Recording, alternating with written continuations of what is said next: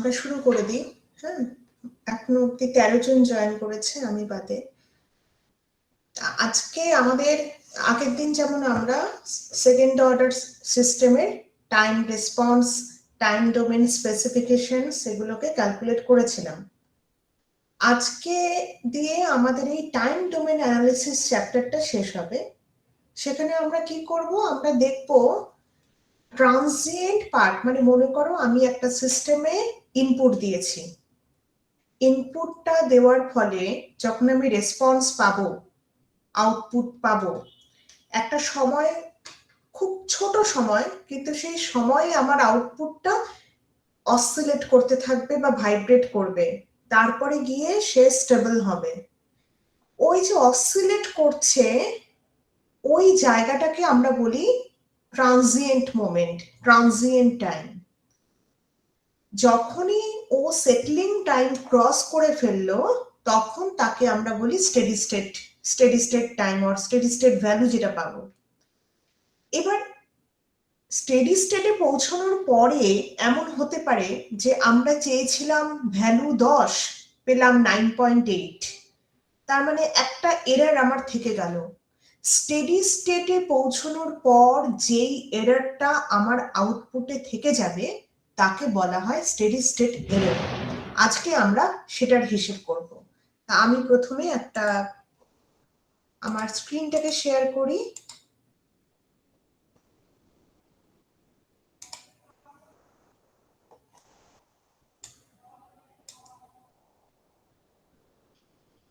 আচ্ছা, তা আমার স্ক্রিন দেখা যাচ্ছে আশা করি।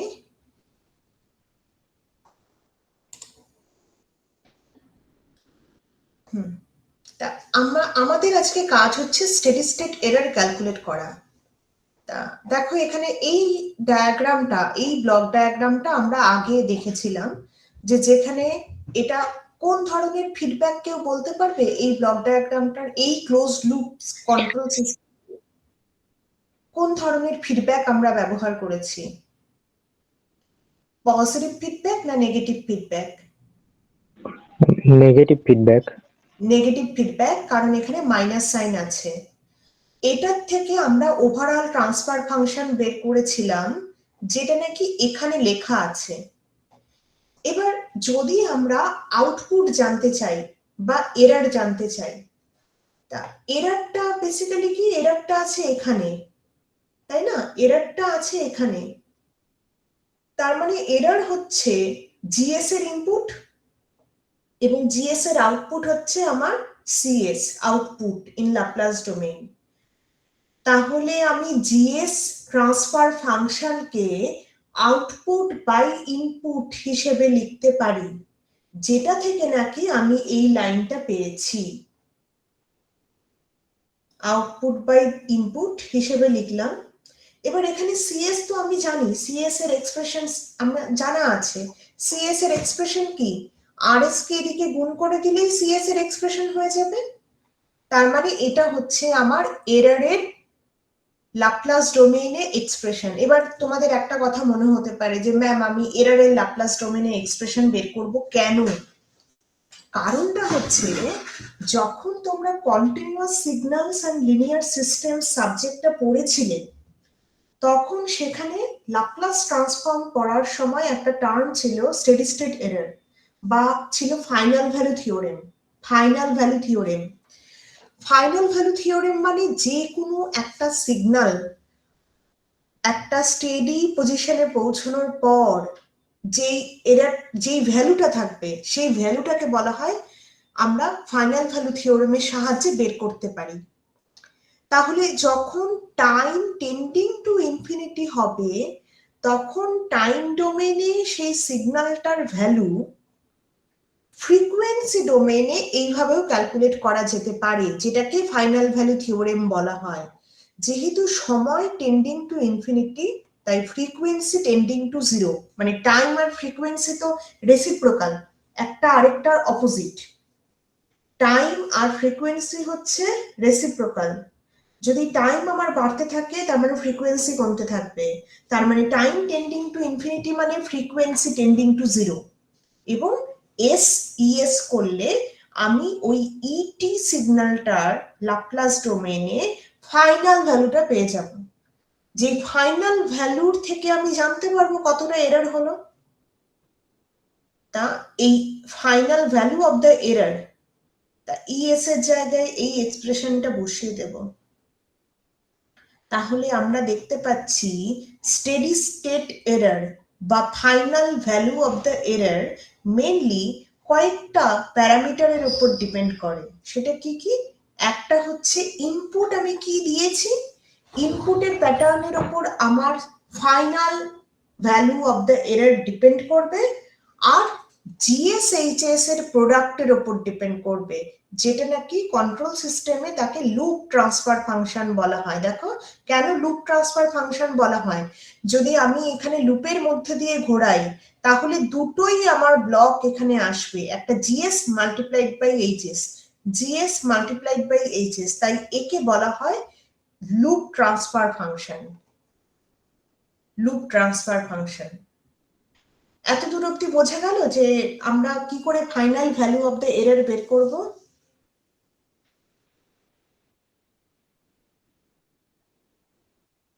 তোমরা কি কেউ মানে কম্পিউটার বা মোবাইলের সামনে?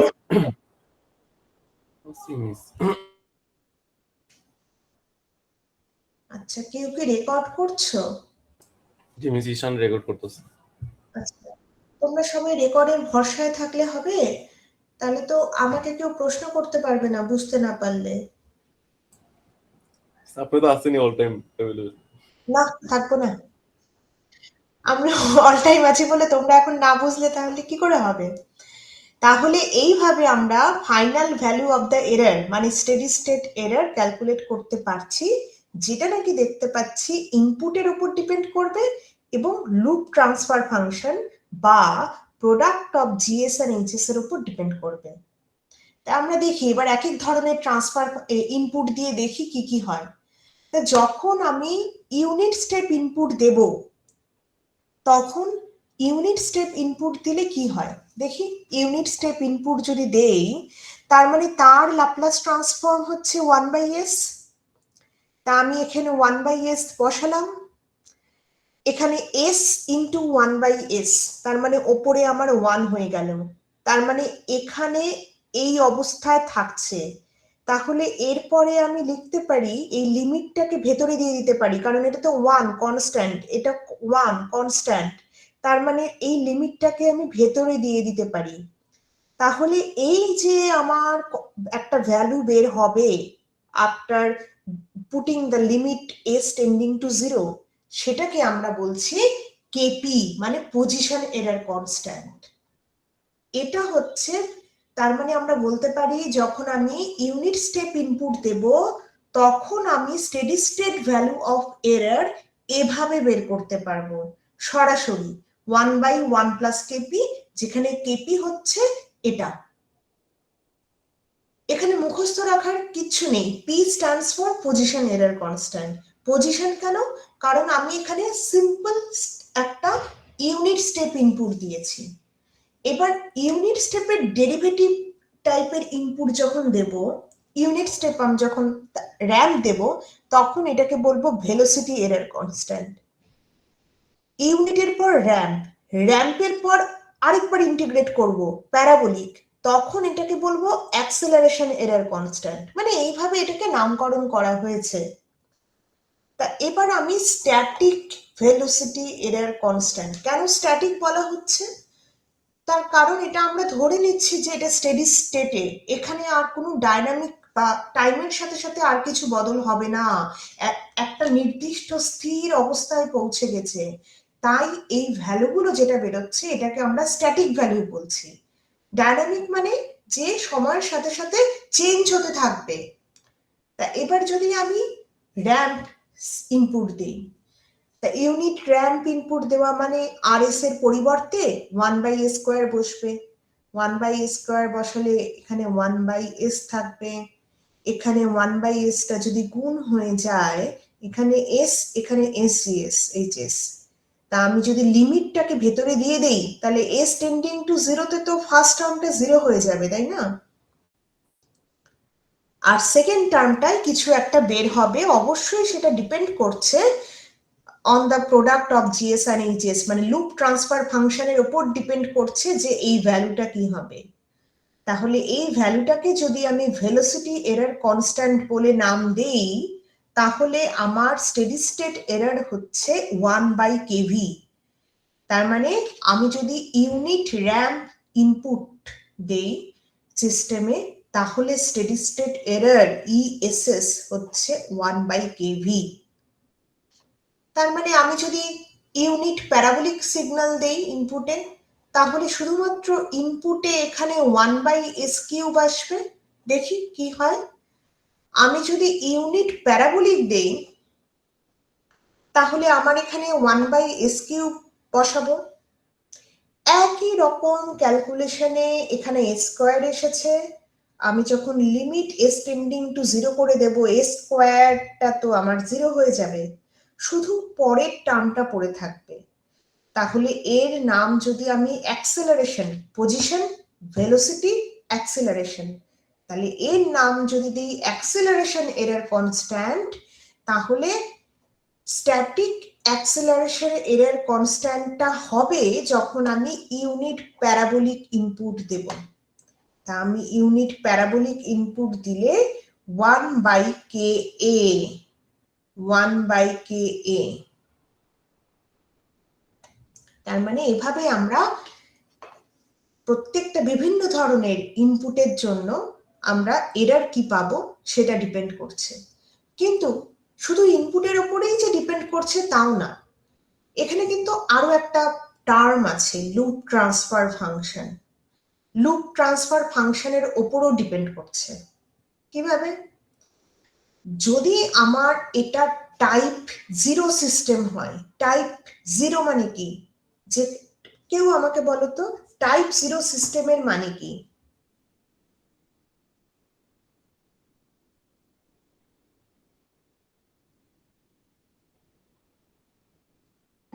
Initial time. ইনিশিয়াল টাইম, আরেকটু কেউ বলো।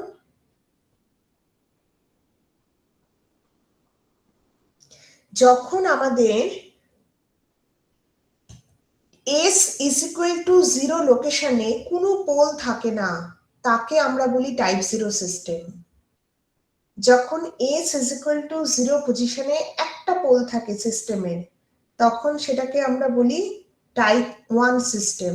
এভাবে টাইপ 0, টাইপ 1, এভাবে ব্যাপারটা হয়।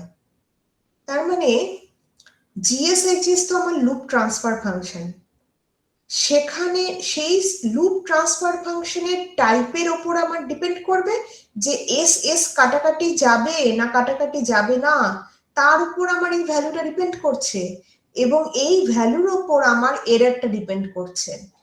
তা আমি এখানে একটা টাইপ 0 সিস্টেম ধরে নিচ্ছি।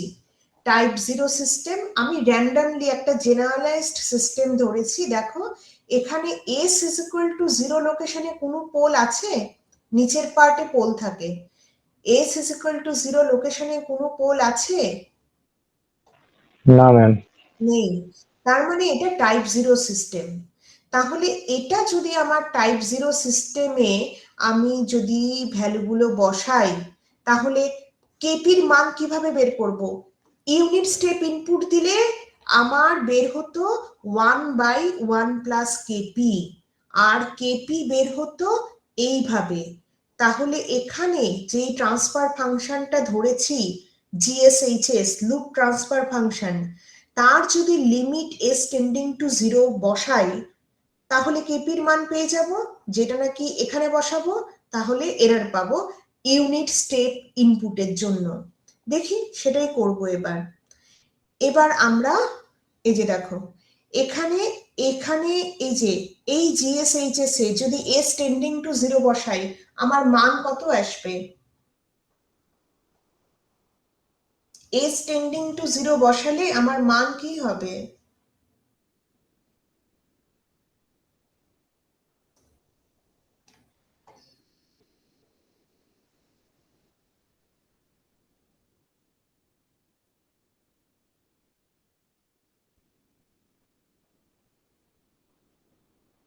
আচ্ছা, এখানে দেখো,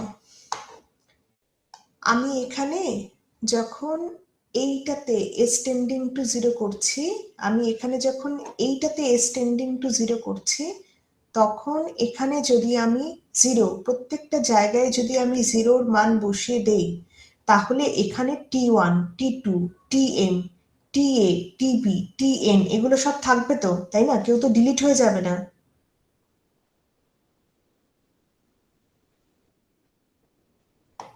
এক্স্যাক্টলি, তার মানে এখান থেকে আমি একটা কনস্ট্যান্টের মান পাবো, এখান থেকে আমি একটা কনস্ট্যান্ট পাবো। এটা k1 লিখলে বেটার হতো, কে না, k1 লিখলে বেটার হতো। উইল গেট ওয়ান কনস্ট্যান্ট, মানে k into t1 into t2 into till tm divided by ta into tb into tn, তাই না? এরকম করলে আমি একটা কনস্ট্যান্ট পাবো, সেই কনস্ট্যান্টটা আমি এখানে মান বসিয়ে দেব, তাহলে আমি এখানে একটা ভ্যালু পেলাম। একই রকম ভাবে যখন আমি এখানে kv বের করব, kv তার মানে s ইন্টু সেই লুপ ট্রান্সফার ফাংশনটা, তখন এই ওপরে s গুণ থাকার জন্য এই পুরো ভ্যালুটা আমার 0 হয়ে যাবে।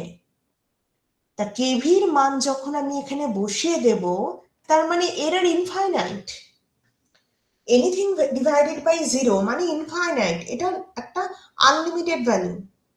একই ঘটনা ঘটবে যখন আমি ইউনিট প্যারাবোলিক ইনপুট দেব, তখনও a স্কোয়ার থাকার কারণে আমার s টেন্ডিং টু 0 দিলে আমার 0 হচ্ছে, তার ফলে আমার এররটা, স্টেডি স্টেট এররটা ইনফাইনাইট হচ্ছে। তার মানে আমরা বলতে পারি যে যদি আমি একটা টাইপ 0 সিস্টেমে ইউনিট স্টেপ ইনপুট দেই, তাহলে একটা ফাইনাইট এরর পাবো।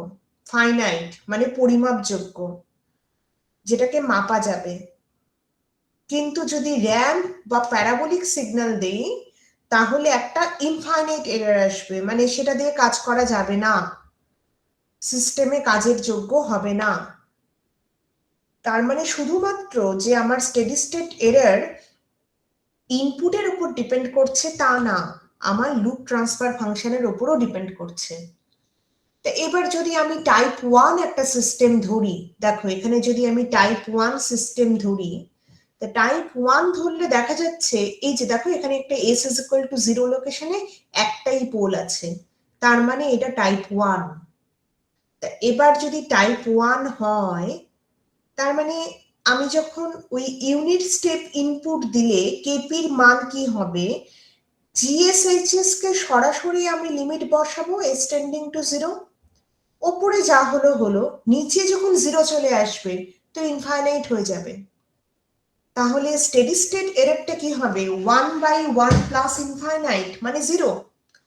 তার মানে টাইপ 1 সিস্টেমে যদি আমরা ইউনিট স্টেপ ইনপুট দেই, তাহলে এরর পাবোই না, একদম পারফেক্ট রেজাল্ট পাবো। এরর 0 মানে আমরা কোনো এরর পাবো না, একদম পারফেক্ট রেজাল্ট পাবো, যেরকম আউটপুট আমরা চাই সেরকমই আউটপুট পাবো। একই রকম ভাবে এটাকে k1 করলে আসলে ভালো হয়, আমি করে দেবো, এটা চেঞ্জেসটা করে দেবো। একই রকম ভাবে যখন আমি ইউনিট র্যাম্প ইনপুট দিচ্ছি, তখন দাঁড়াচ্ছে কি k into t1 into t2 into tm, একই রকম ডিভাইডেড বাই, শুধু এই টার্মস গুলো থাকবে, তো একটা কনস্ট্যান্ট হয়ে যাবে। তার মানে আমরা যদি ইউনিট র্যাম্প সিগন্যাল দেই, তাহলে এররের পরিমাণটা একটা মেজারেবল ভ্যালু হবে, একটা ফাইনাইট ভ্যালু হবে, পরিমাপযোগ্য ভ্যালু হবে, কিন্তু 0 এরর হবে না, একটা সামান্য হলেও এরর থেকে যাবে। এখানে ঠিক একই রকম ভাবে আমরা দেখতে পাচ্ছি এরর ইনফাইনাইট হবে। এইভাবে টাইপ 2 অবধি দেখা হয়েছে, তা টাইপ 2 অবধি দেখা হলো। এরপর আমরা শুধুমাত্র একটা টেবিল বানিয়ে রেখেছি। টেবিলটা কেন বানিয়ে রেখেছি, জাস্ট মনে রাখার সুবিধের জন্য, বা যদি কেউ ওভাবে আলাদা আলাদা করে বের করতে অসুবিধা হয় তার জন্য। তা আমরা দেখো যদি টাইপ 0 সিস্টেম যখন বের করলাম, একটা টাইপ 0 সিস্টেমে এক একটা করে ইনপুট দিয়েছিলাম। টাইপ 0 সিস্টেমে যখন ইউনিট স্টেপ দিলাম আমি একটা ফাইনাইট ভ্যালু পেয়েছিলাম। তার পরবর্তী কালগুলোতে কেভির মান 0 এসেছিল এবং এররের মান ইনফাইনাইট এসেছিল। শুধু যেই ভ্যালুগুলো আমরা ওপরে বের করেছি সেই ভ্যালুগুলোকে আমরা এখানে বসিয়ে দিলাম। যেই ভ্যালুগুলোকে আমরা ওপরে বের করেছি সেই ভ্যালুগুলোকে এখানে টেবিলে বসিয়ে দিলাম। দেখো তাতে দেখা যাচ্ছে যে এইভাবে আমরা ডায়াগোনালি ভ্যালুস গুলো পাচ্ছি। এটা জাস্ট মনে রাখার জন্য। নর্মালি আমি যেটা করি, আমি মুখস্থ রাখতে পারি না, আমি বের করে নেই। তা কেপি, কেভি এবং K A position error, static positional error constant, static velocity error constant, static acceleration error constant, s to the power 0, s to the power 1, a square। বুঝলে? এইভাবে আমরা স্টেডি স্টেট অবস্থাতে এরর সিগন্যালটার ভ্যালু এবং error আদৌ থাকবে কিনা বা থাকবে না সেটা আমরা বের করতে পারবো। আমরা অবশ্যই এক্সপেক্ট করব যেন এমন ইনপুট দেই বা সিস্টেমের প্যাটার্ন অনুযায়ী আমরা এমন ইনপুট দেব যাতে এররটা 0 আসে। এরর থাকবে এটা তো আমরা কেউ চাই না। ইনফাইনাইট এরর তো প্রশ্নই নেই, সেটা তো আমাদের হিসেবের বাইরের ব্যাপার। আমরা এটাও চাই না। আমরা চাই না যে সামান্য এররে থাকুক, আমরা চাই 0 এরর থাকুক। তার মানে কোন ধরনের সিস্টেমে আমার কি টাইপের ইনপুট দিলে এরর 0 হবে সেটা আমরা এই টেবিল দেখলে বুঝতে পারছি, তাই না?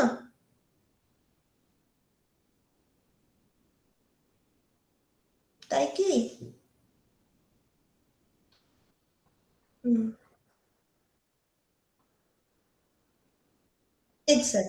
এক্স্যাক্টলি। তার মানে ওই সিস্টেম না, আমরা সিস্টেমটা খারাপ বলতে পারবো না, আমরা বলবো ওই সিস্টেমে ওই ইনপুট দিয়ে কাজ করা যাবে না,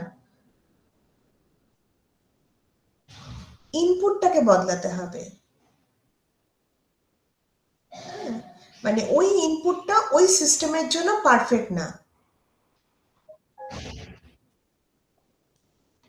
হ্যাঁ সেটা কিন্তু তুমি আরেকটা কাজও যেটা করা যায় সেটা হচ্ছে আমরা সিস্টেমটাকে দেখেই বুঝে যাব যে কি টাইপের ইনপুট দিতে হবে। যেমন আমার কাছে যদি টাইপ 1 হয়, আমি টাইপ 1 টাইপের সিস্টেম হলে আমি ইউনিট স্টেপ ইনপুট দেব, ম্যাক্সিমাম ইউনিট র্যাম্প দিতে পারি কিন্তু ইউনিট প্যারাবোলিকে যাব না। সেই কারণে টেবিলটা করা, যে আমরা কোন ধরনের সিস্টেম হলে কি টাইপের ইনপুট দিতে পারবো সেটা যাতে আমরা বুঝতে পারি।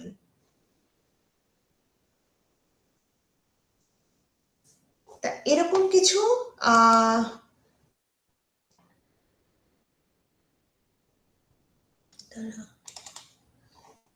হ্যাঁ এরকম কিছু অঙ্ক করে দেওয়া আছে বিভিন্ন সিস্টেম দিয়ে। তা এটা তোমাদের কাছে আমি বিএলসি তে শেয়ার করে রেখেছি, যে দেখো প্রত্যেকটা ক্ষেত্রে আমি আউটপুট বের করছি, steady state value of output বের করছি। এখানে বলা হচ্ছে যে সিস্টেম দেওয়া আছে, জিএস বলা আছে, এইচএস বলা আছে, ইনপুট বলে দেওয়া আছে, স্টেডি স্টেট এরর বের করতে হবে। তা এখান থেকে আমরা স্টেডি স্টেট এররের মান বের করছি।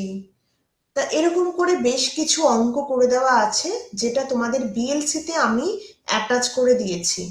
আসল কনসেপ্ট যেটা সেটা এরকম, যেমন একটা অঙ্ক আছে যেখানে আমি একটা ডিফারেনশিয়াল ইকুয়েশন দিয়েছি, দিয়ে বলেছি এর স্টেডি স্টেট এরর বের করো। তো এটার জন্য তোমাদের আগের ক্লাসের যে অঙ্কটা সেটা একটু দেখতে হবে। ডিফারেনশিয়াল ইকুয়েশন থেকে সরাসরি আমরা ল্যাপ্লাস ট্রান্সফর্ম অ্যাপ্লাই করলে ট্রান্সফার ফাংশন পেয়ে যাব। ট্রান্সফার ফাংশন পেয়ে গেলে সেখান থেকে আমি যদি স্ট্যান্ডার্ড সেকেন্ড অর্ডার ট্রান্সফার ফাংশনের সাথে তুলনা করি তাহলে দেখতে পাচ্ছি ওমেগা এন স্কোয়ার মানে 1000, তাহলে ওমেগা এন কি হবে 1000 এর স্কোয়ার রুট, তাহলে এটা হচ্ছে ওমেগা এন এর ভ্যালু। 2 যেটা ওমেগা এন এর সাথে আমি কম্পেয়ার করে দেখতে পাচ্ছি তার মান 16, ওমেগা এন এর মানটা বের করেছি, তাহলে সেখান থেকে জিটার মানও পেয়ে যাব। তোমাকে বলা হয়েছে যে এরর কনস্ট্যান্ট গুলো বের করো। জিএসএইচএস তো অলরেডি এখানেই, ট্রান্সফার ফাংশন মানে জিএসএইচএস আমার কাছে দিয়ে দেওয়া আছে।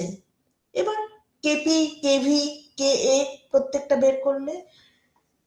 তা এর অঙ্কগুলো তোমাদের বিএলসি তে আমার দেওয়া আছে, তোমাদেরকে এগুলো সবার আগে আমি প্রথমে বলবো যে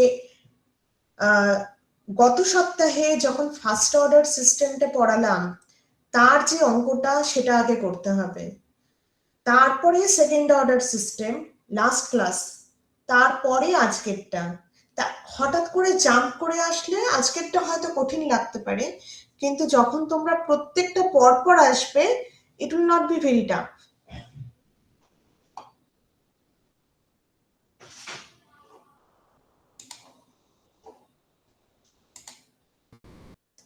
বোঝা যাচ্ছে? তা আবারও সবার কাছে আমার বলা থাকলো, যেহেতু তোমরা অনলাইনে এবং হয়তো কালকে থেকে আমাদের অফলাইন শুরু হয়ে যাচ্ছে, তা তোমরা সবাই আজকে পর্যন্ত বিএলসিটা পুরো রেডি করে এসো। তার কারণ বিএলসিটা রেডি না থাকলে তখন কিন্তু আপ টু ডেট তোমাদের থাকতে হবে। এখন 22 তারিখ থেকে মিড এক্সাম, সেটা তোমাদেরকে তো বলা হয়েছে। আমি তোমাদের এখানে, কারণ দেখো প্রশ্ন জমা পড়ে যাবে, এবার তোমাদের পড়াশোনা যদি শুরু না হয়ে যায় তাহলে একটা অসুবিধে। তো সেই কারণে তোমরা প্লিজ বিএলসি তে সমস্ত মেটেরিয়ালস দেওয়া আছে, go through those materials. If you find any difficulty please do ask me. আর তোমাদের এখানে অ্যাটেন্ডেন্সের লিঙ্কটা আমি চ্যাট বক্সে দিয়েছি, প্রত্যেকে গিয়ে একজনই একজনের অ্যাটেন্ডেন্সটা দিতে পারবে। নিজের ডিআইইউ ইমেল থেকে গিয়ে সেখানে অ্যাটেন্ডেন্সটা দাও।